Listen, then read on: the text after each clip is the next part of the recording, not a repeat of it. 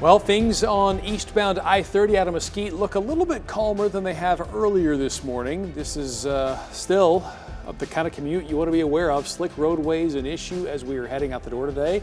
Thank you for joining us. I'm Marcus Took. Good morning. I'm Kara Celia. You see the line of storms behind us. Greg Fields, Mariella, been early today tracking this weather. Okay, Greg, so let's talk about this timeline and people who are just getting up with us. Yeah, people just waking up. You see that line you just saw behind Mark and Kara there. It is moving quickly off to the east. So things as we head towards 7 a.m., getting toward the latter half of the morning rush around 9 o'clock, things start to move out and should begin to settle down across the area, but still plenty of wet roads out there and still some stormy conditions with that severe threat continuing for us as we head out the door this morning. So let's show you what it looks like on the radar. We've seen that storm complex, that line of storms move through parts of the Metroplex, moved right through downtown Dallas about 45 minutes ago. It's out toward Royce City, Heath, Forney, Mesquite right now, picking up some heavier rain.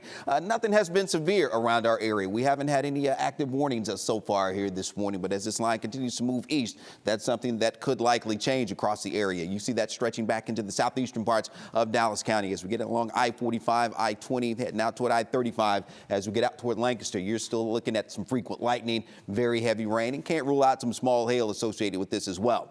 But around the rest of the Metroplex, most of Collin County in the clear right now. Denton County, that is certainly the case, and Tarrant County, no more storms expected for you.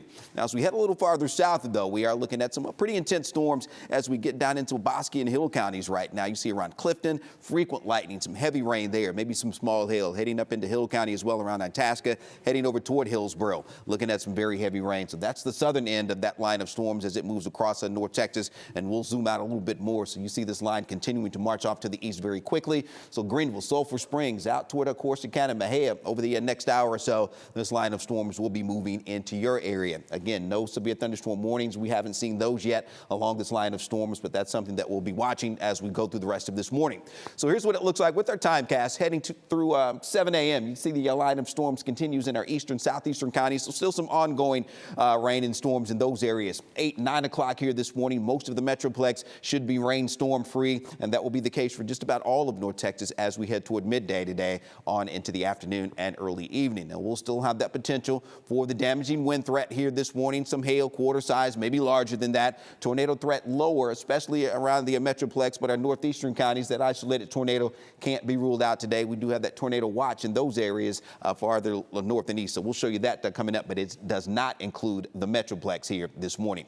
Now, Fair Park, in the meantime, 75 degrees out there for you. We'll see those temperatures cooling down once that front moves through, and we'll have highs today only getting back into the lower 70s with those northwest winds. Skies become partly sunny a little bit later today as the showers and thunderstorms end. So the afternoon commute is going to be much more pleasant, much nicer weather-wise as far as the rain and storms are concerned than what we're dealing with here this morning. So let's get over to Tashara, checking on those roads once again. And I tell you what, Greg, if they can wait to the afternoon, that will be their best bet. 5:33 on the clock, folks. Here's what we're dealing with. We're finally starting to get some reports of some high water areas. Want to tell you about one of those over in the Grand Prairie area, and it's in southern Dallas County, and this is on I-20 that's moving westbound. Actually, let me go this way. I-20 moving westbound just as you get past Robinson Road, and you can kind of see that water there reflecting off those headlights, and it looks like an officer there blocking that left lane and that left shoulder. So just be mindful of that as you're moving westbound through the Grand Prairie area. Again, along I-20. Again, you see that rain kind of moving east there, but we do have several issues still working in Dallas County this morning.